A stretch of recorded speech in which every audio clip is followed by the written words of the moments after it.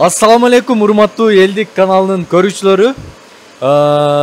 Жергиликтүү өндүрүштү колдоо максатта ошон менен биргеликте Кыргызстаныбыздын экономикасына бир аз болсо дагы салым кошулааттыр деген үмүт менен бүгүн биз Баткен областына караштуу Кызылкия шаарында ушундай чакан носки өндүрүүчү цех бар экен. Ошол цехке келип бүгүн буйруса анын негиздөөчүсү бизде Мухаммед агабыз менен сүйлөшүп сиздерге сону маек кылып, жана ошондой эле цехтин жүрүшү кандай болуп атат, канча убакыттан бери иштеп атат, жана башка ошол сыяктуу бир сонун маалыматты сиздерге чыгарып бергенге аракет кылабыз. Иш кандай болуп атат, Мухаммед ака? Кандай десек, колдон келишче жумуш аткарып атабыз. Башка мамлекетке барып, Россияга барып, Италияга барып, Америкада барып кыйналып дегенден көрө ушул жерде аракет кылып иштеп атабыз. Ушул башкаларга дагы үлгү болсун деп. Сиздер канча болду иштегениңиздерге? Биз былтыркы 2022-жылдын февралында. 1 жыл болуптур да иштегениңиздерге, почти 1 жыл. Канча киши? 2 эле станок келген. 2 эле станок. Бир өзүбүздүн семья менен семейный бизнес, балдарды чакан менен анан 3-4 жалпы 5 өз иштейбиз. Анан сатуучулар бар, магазинде олар просто носкини эсебинен неме кылышат да. Азыркы учурда ошондо урматтуу көрүүчүлөр, карасаңыздар болот, 3 носки өндүрүүчү станок бар экен. Ошондо 1 жыл болуптур, 5 киши эмгектенет экенсиздер азыр, өзүңүз дагы үй бүлөңүз менен, жеңем менен кошо иштейт окшойсуздар ушул жерде. Сиздерден башка кошумча дагы 5 кишиби же сиздер менен кошулуп, жалпы? Мен менен кошулуп 5 болуп, 6 болуп калабыз. 6 киши иштейсиздер, Азыр бул жерде носкилерди кайсыл жакка неме кылып атасыздар? Балким экспорт кылып атасыздарбы же өзүбүздүн рыноктарга эле сатып атасыздарбы? Экспортко Казакстан менен Россияга жөнөттүм. Барды көрдү, рынок мекта болот. Просто биз жетише албай экен.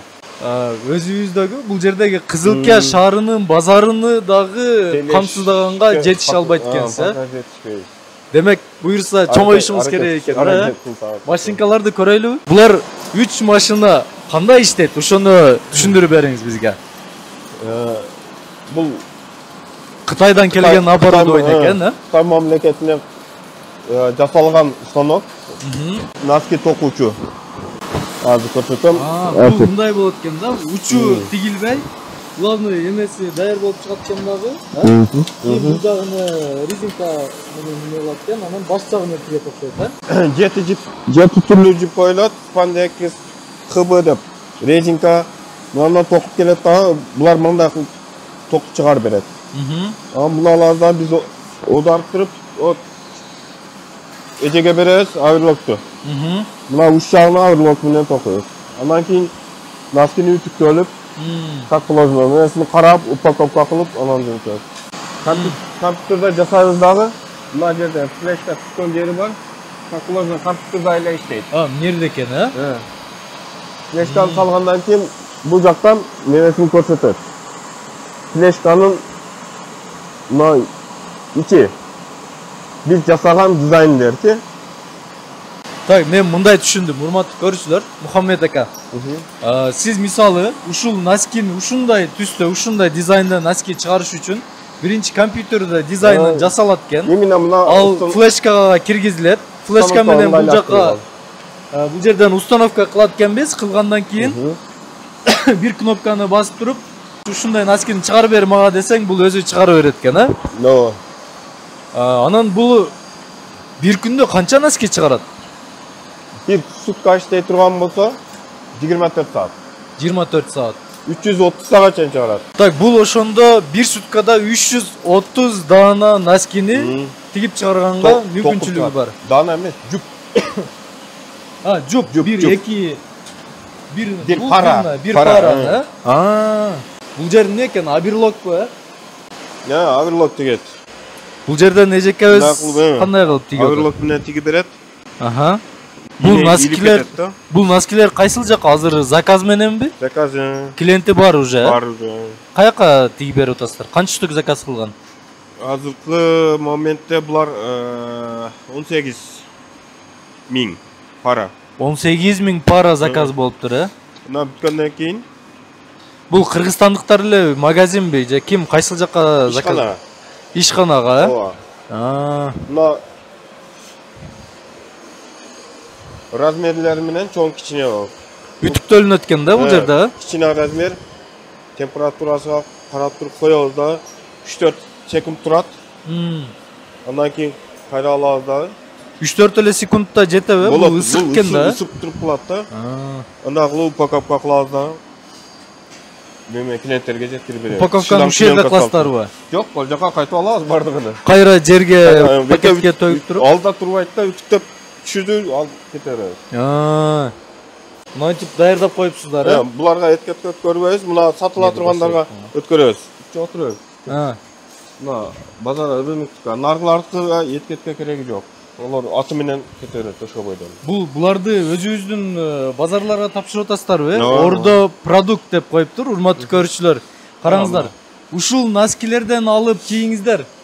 Буну алып кийүү менен сиздер дагы Кыргызстандын экономикасына салым кошуп жатам деп эсептесеңиздер болот.